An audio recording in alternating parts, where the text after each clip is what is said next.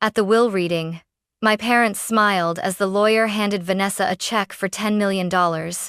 Then they turned to me and said, "Go earn your own." I didn't cry, I didn't flinch. I just stared at the polished table, pretending my pulse wasn't thudding in my ears. Then, something shifted. An older man in a gray suit stood up. "There's one more document," he said, unfolding a worn envelope with my grandfather's handwriting on it. My mother's smile faded. My father's fingers twitched. Vanessa's eyes narrowed. That envelope changed everything. It was the beginning of a storm that would tear through every carefully constructed lie they'd built, and it started in a place I hadn't seen in over a year. My grandfather's ranch on the outskirts of Charleston, where the wind once sounded like safety, and now carried the weight of secrets. I hadn't been back to the ranch since the spring before my grandfather passed. It was strange how something so familiar could feel so foreign. The gravel crunched under my boots as I stepped out of the car, and the wind chimes on the porch, once the soundtrack of summer afternoons and sun tea brewing on the windowsill, now sounded hollow. Echoes of something lost. I hesitated before knocking. The white paint on the door had chipped, same as always. The magnolia trees still leaned a little too far east, but I didn't feel welcome. When the door creaked open, I half expected silence. Instead, I got, "So, you finally decided to show up." My grandmother's voice hadn't changed, still sharp enough to cut glass. Her arms were crossed, her jaw set like stone. I stood frozen, trying to find something, anything in her face. Warmth, relief, confusion. But there was only cold. "Grandma, what's going on?" I asked, stepping closer. "They told me you were too busy, that you didn't want to be bothered, that you had a new life." Her voice wavered, then hardened again. "Your grandfather called for you, Claire. Every day, on his deathbed, he asked for you." I swallowed, my throat suddenly dry. "That's not true. I tried to call, I came by in March. Vanessa was here. She said no one was home." Grandma's eyes narrowed. "We were here. We were always here." There was a long, painful pause. Then, she turned and disappeared into the house without a word. I followed her in, the air thicker inside, like the walls were holding their breath. She came back holding a worn leather notepad. "This is the number he kept calling," she said, handing it to me. I recognized his handwriting instantly, blocky and neat, with just a hint of slant. But the number on the page? Not mine. "Grandma, this isn't my number. Not even close. I've had the same one since college." She stared at the notepad, her brows knitting together. "They told us you changed it, that you didn't want to be tracked down, that you were ashamed of us." "No," I said, backing toward the wall for support. "They lied to you. They cut me off from you, on purpose." Her hands trembled. She sank slowly into the worn floral armchair beside the fireplace, like her knees had given up. "They told me the funeral was at noon," I whispered. "I got to the church and it was empty." She looked up, her face pale. "The funeral was at 9, she said softly. "They told everyone you didn't show, that you didn't care." My breath caught. I would never have missed his funeral. Never. For a moment, the room was quiet, too quiet, and then I felt it, like a crack in the dam, my chest tightening, my vision blurring. I sank down next to her, clutching her hand like a child. "I didn't know," I said. "I didn't know he was even sick until it was too late." Her voice softened, her hand brushing mine. "We know the truth now. That's what matters. We know." We sat there for a long time.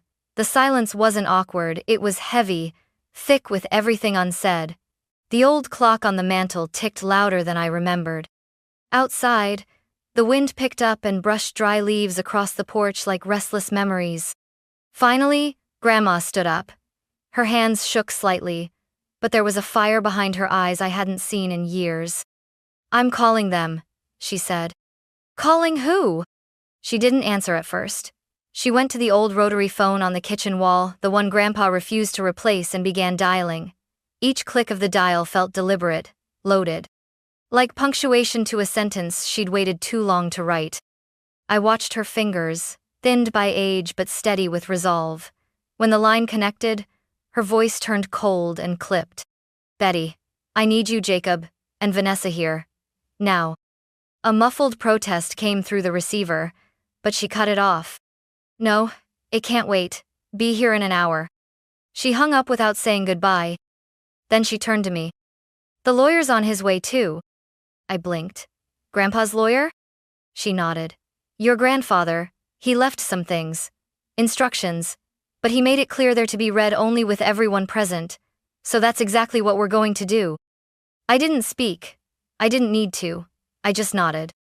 For the next hour, I sat at the small kitchen table, tracing my finger along the edge of the wood. That table, the same one where Grandpa used to sip his morning coffee while reading scientific journals I mailed him from college. The place where he first asked about my bee communication study. The place where I once told him I wanted to study plant memory, and he didn't laugh. I looked around the kitchen. Same curtains, same hum of the old refrigerator. But the air had changed. Footsteps echoed on the porch. The doorbell rang. Grandma placed a hand on my shoulder. Stay here. I'll call you when it's time. From the kitchen, I could hear them arrive one by one. My mother's overly sweet voice. Oh my goodness, it smells exactly the same in here. My father's calm, measured tone. I thought this was handled already. Vanessa's dismissive sigh. Seriously? This couldn't have waited until after the estate finishes processing? Then silence. And Grandma's voice, colder than I had ever heard it. Please, sit down. Mr. Harold Keene is on his way. He'll be reading Walter's final instructions. I could imagine their faces. Confused, curious, a little annoyed. They didn't know I was here. They didn't know what was about to come. And neither did I. But deep down, I hoped maybe just once someone would say out loud what I'd always known in my bones, that what they did wasn't love, that silence and exclusion and manipulation weren't misunderstandings.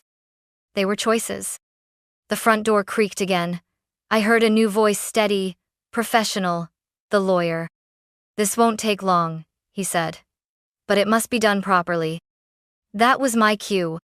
Grandma's voice called out, Claire, come in now. I stood. My heart raced. And as I stepped through the kitchen doorway into the living room, 3 heads turned in my direction, eyes wide, expressions unraveling all at once. My mother's smile froze. My father's jaw tightened. Vanessa's face paled. The air snapped like static. They weren't just surprised to see me. They were terrified. All 3 of them just stared. My mother blinked like she'd seen a ghost. My father adjusted his collar, a nervous tic I hadn't seen in years.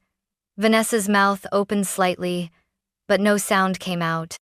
She looked like someone had yanked the script from her hands mid-performance. I kept my back straight. If they expected me to cower, they'd be disappointed. Grandma gestured to an empty armchair across from them. I sat down slowly, steadying my breath. Mr. Keene, the lawyer, gave me a quick nod, polite but unreadable, then opened his leather briefcase and pulled out a thick manila envelope. This, he began, is the last will and testament of Walter R. Whitman, recorded and sealed per his request. In addition to the official documents, he has included a handwritten letter to be read aloud. No one spoke. He cleared his throat and began. To my wife, Margaret Whitman. Grandma didn't even blink. I leave our family ranch, the house, and sufficient funds for her comfort and care. She knows how to find the rest. Then he turned the page. To my granddaughter, Claire Whitman. The room tightened. I felt it. I leave the Whitman Research Annex located at 317 Laurel Creek Road, Charleston, including all laboratory equipment, funding accounts, active research patents, and intellectual property currently filed under Whitman Innovation. A gasp, not mine. My mother's eyes darted to Vanessa. I kept my hands folded. Mr. Keene continued. And finally, the remainder of my estate, financial holdings, stocks, and retirement funds shall be divided equally between my two granddaughters, Claire and Vanessa Whitman. There it was. A bomb, quiet and elegant. But the explosion came right after. Vanessa shot to her feet. Her chair scraped the floor with a screech. What? She spat. He gave her the annex? The entire facility? Her voice cracked, raw. That's insane! You told me. She pointed at our parents, trembling. You said it would all be mine. That if I just kept visiting him, if I smiled and played nice, that everything would come to me. My father's lips tightened, but he didn't respond. My mother stared at the floor like it might open up and swallow her whole. I just sat there, still, watching it all unravel. Mr. Keene raised one hand calmly. There is more. Mr. Whitman also wrote a personal letter to Claire, which he requested be read aloud in this room, in front of the family. Vanessa let out a bitter laugh, but no one joined her. Grandma handed him a folded letter from the drawer next to her. He wrote this the week before he died, she said. He made me promise. The lawyer unfolded it slowly, careful not to tear the creased paper. Grandpa's handwriting, broad, confident, filled the page. To my dearest Claire, Mr. Keene began reading. If this is being read, then I'm no longer by your side, but my belief in you remains, stronger than ever. The words hit me like a warm wind through an open window. You were always the quiet one, the observer, the thinker, the one who asked why, when others didn't care to. Vanessa slumped back into her chair. Mom's fingers twisted in her lap. Dad looked out the window. You built your own truth in a family that never learned to honor yours. I felt something shift inside me. Not rage, not revenge. Just recognition. You were never a mistake. You were the legacy I was proudest of. Tears blurred my vision, but I didn't look away. I wanted them all to hear every word. Every single word. Mr. Keene's voice remained steady, even as the weight of the words shifted the air in the room. I saw how you clutched that little notebook when you were 7, tracking how long it took raindrops to fill a glass. I saw how your face lit up when you discovered patterns, while everyone else only saw distractions. My chest tightened. I remembered that notebook. I still had it. He continued. I saw the way your joy dimmed when your mother brushed you off. The way your father changed the subject every time you shared something you were proud of. I heard my mother inhale sharply. I didn't look at her. Vanessa was easier for them, the letter went on. She sparkled in all the ways they understood. But you, Claire, you glowed in ways they couldn't translate, and instead of learning your language, they shut you out. Vanessa shifted in her seat, arms folded tightly. I don't blame her entirely. She played the part they handed her. But you wrote your own role, and that, my girl, takes courage. A tear rolled down my cheek. I didn't wipe it away. I remember the day you won your first science fair and asked me to hide the trophy. You said, maybe if I don't show it, they'll stop looking at me like I'm someone else's child. A low, painful exhale escaped from somewhere across the room. Maybe my father. You deserved celebration, Claire, not invisibility, and while I can't undo the damage, I can give you something that is entirely yours, a place to build freely, without apology, without their shadows. Mr. Keene paused, folding the letter slowly. The silence that followed wasn't empty. It was loaded with memory, resentment, and something new. Clarity. I cleared my throat. I remember that science fair, I said softly, breaking the tension. Mom didn't come. She was at Vanessa's dress rehearsal. Vanessa flinched. I came home afterward holding that trophy like it was some kind of sin. Dad finally spoke. Claire, this isn't the time to rehash the past. No, I said, my voice sharpening. It's the only time, because all I ever got from either of you was, why can't you just be more like your sister? I turned to Vanessa. And from you, every time I tried to be proud of something, you turned it into a threat. She scoffed. Oh, come on. You always made yourself the victim. I worked for what I got. I nodded. You mean you visited Grandpa when it was convenient, smiled when you were told to, said the right things because you thought it would pay off. Vanessa's expression hardened. And what, you think you're so pure? You disappeared for years. No, I snapped. I was cut off. You told Grandma I didn't want to see her. You gave Grandpa a fake number and made sure I never got his messages. That's not distance, that's erasure. My mother stood up abruptly. Enough. Claire, you're twisting everything. This family has been through a lot. This family, Grandma cut in sharply, has been living a lie. And I let it happen far too long. Mom turned to her, stunned. Mother. Don't, Grandma said. I watched you all turn a blind eye to Claire's pain. I believed you when you said she didn't care. I should have known better. My father shifted uncomfortably in his seat. Look, Claire got her education, her lab camps, her travel. That wasn't free. No, I said. It wasn't, but you didn't pay for any of it. Grandpa did. Every single cent. The scholarships he found for me, the flights, the journals. You didn't even know where I went half the time. My voice cracked. You made me feel like a burden. He made me feel seen. Vanessa stood up. This is ridiculous. I was told I'd get everything.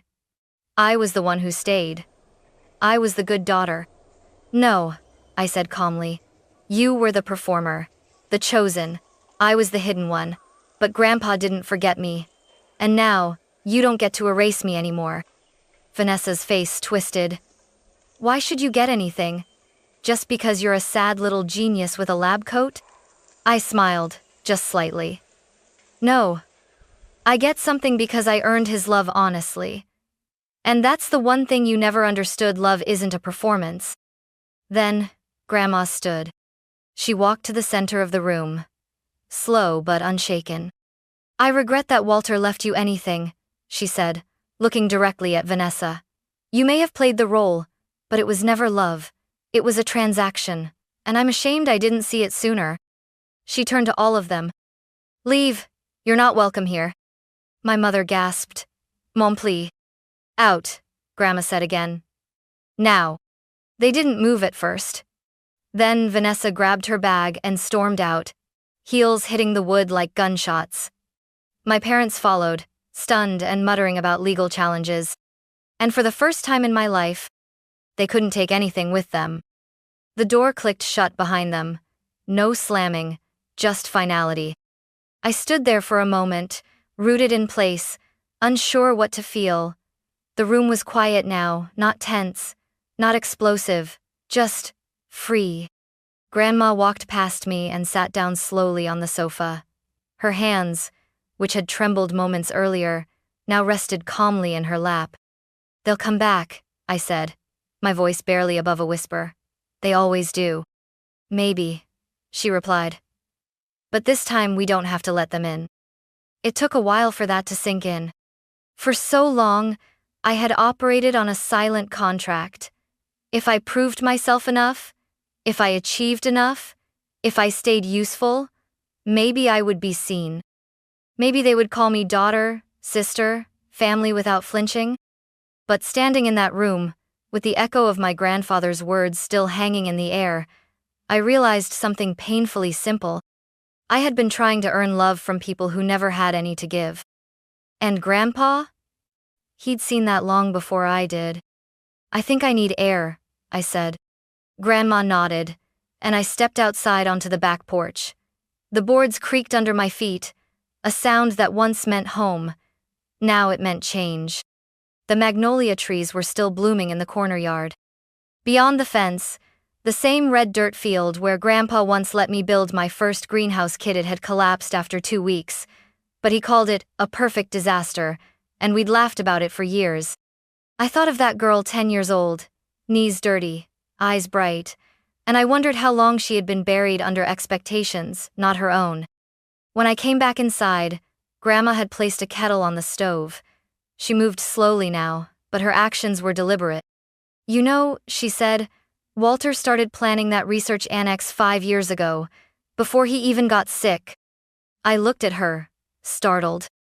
He told me he wanted you to have a space that didn't require permission to be yourself. I felt the tears before they came quiet, clean, No shaking, just release. That night, I stayed in my old room for the first time in years.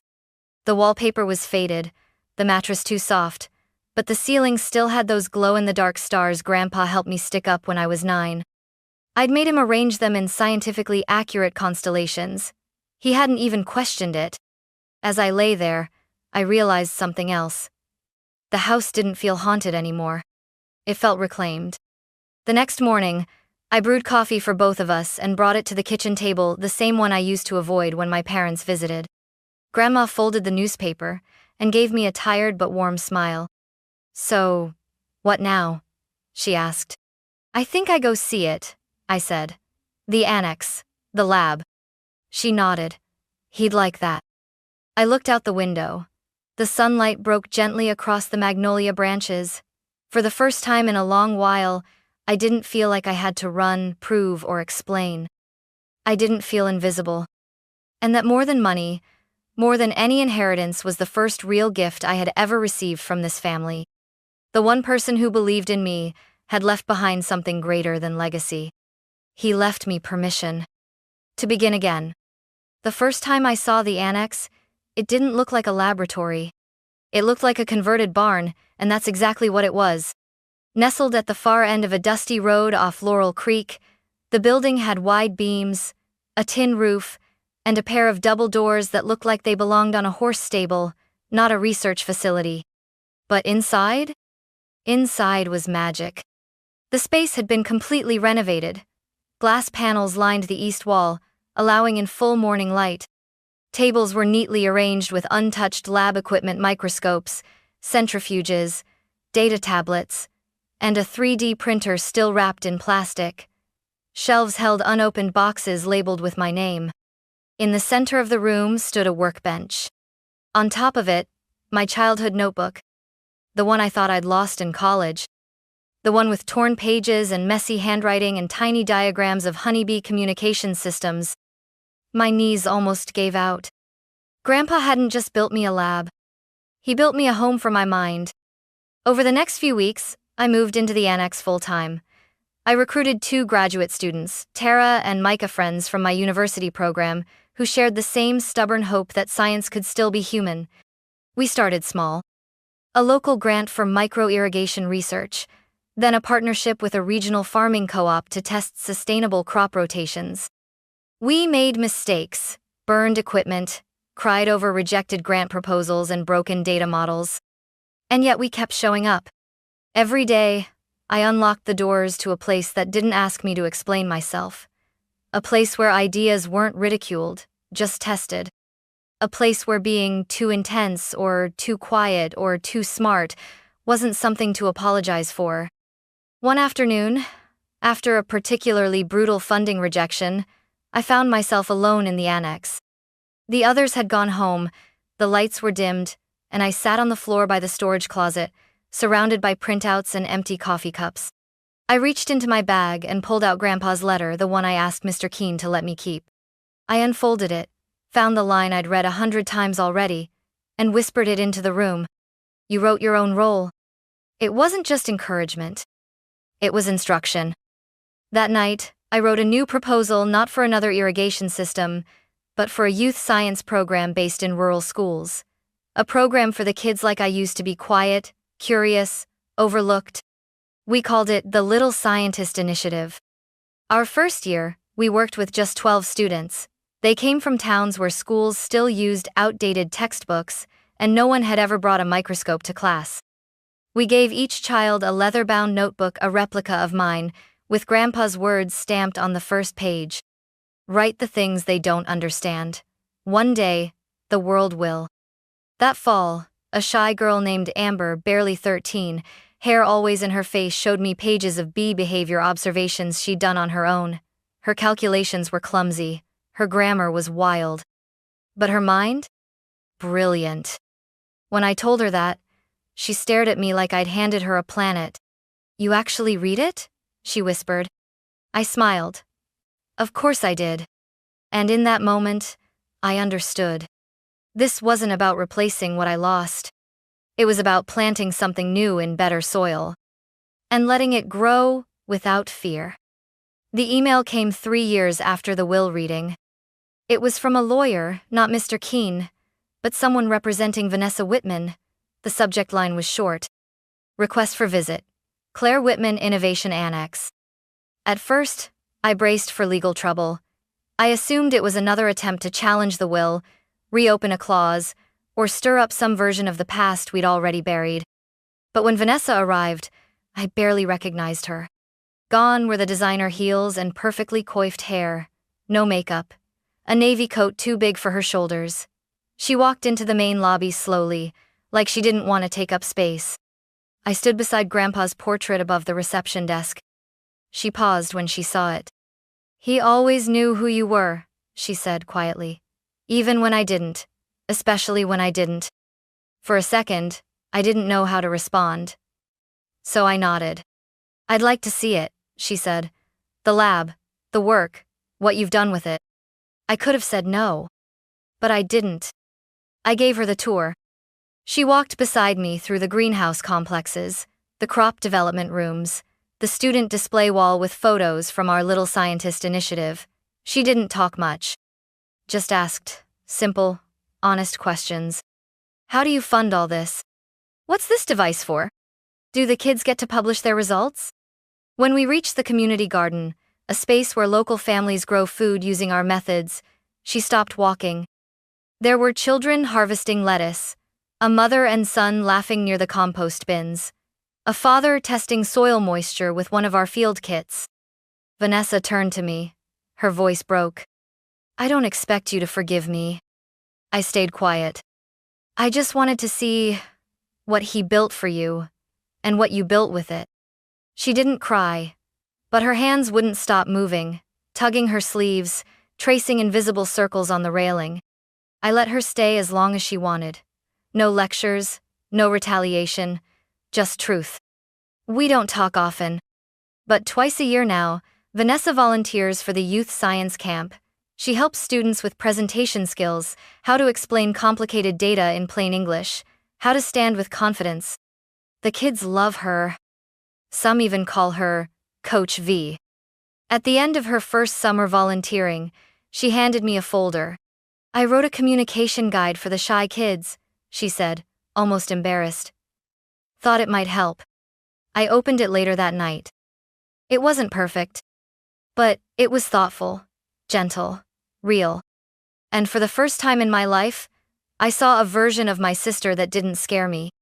She never apologized with words, not directly, but she shows up. That's more than I ever expected. And maybe, just maybe, it's enough. We're not sisters the way other people mean it. But in this tiny corner of a world Grandpa dreamed up, we've stopped pretending. And somehow, that's the beginning of something true. It's been 6 years since the will reading. 6 years since the front door slammed behind my parents and Vanessa, their footsteps echoing down the porch like the end of a performance no one clapped for. I haven't spoken to my parents since. Sometimes their names appear in emails I don't open, in charity press releases or financial articles from Florida, where they retired early. I don't hate them, but I don't miss them either. What I do think about is the work. The annex has grown into something beyond my imagination. What started as one converted barn is now a full research campus, 4 labs, 3 greenhouses, and over 60 acres of trial fields. We've developed drought-resistant seed varieties that now feed thousands in parts of the South where traditional crops fail. We've partnered with universities from Kenya to Brazil to share findings in regenerative agriculture. And just last month, I stood on a stage in San Francisco, accepting a national grant for climate innovation. The lights were bright, but I didn't flinch. I wore a navy blue suit, and Grandpa's pocket watch tucked inside the breast pocket, the one Grandma gave me last year, with his initials barely faded. Inside the lid? A tiny photo of me age 10, standing proudly next to my honeybee communication display, grinning from ear to ear. He carried it with him every day, Grandma had said. Now, it sits on my desk at the annex, right where morning light hits it and casts small circles of brightness over my research notes. Some days, I talk to him. Not with words, Just in the quiet. When an experiment fails, when a kid from the program wins a scholarship, when I remember how close I came to believing I didn't matter. He never let me disappear, not really. And now I understand why. Legacy isn't a monument. It's a map. One built from choices, and kindness, and tiny anchors left behind for someone to follow when the world tries to erase them. These days, Grandma lives in a small apartment connected to my house in town. She's slower now, more forgetful, but still sharper than anyone else I know when it counts. We drink coffee every morning in the sunroom. She tells me stories about Grandpa I've never heard.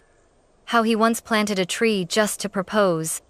How he believed soil could remember kindness. How he always knew I would come back. And maybe he was right. Maybe I had to leave to understand what coming back would mean.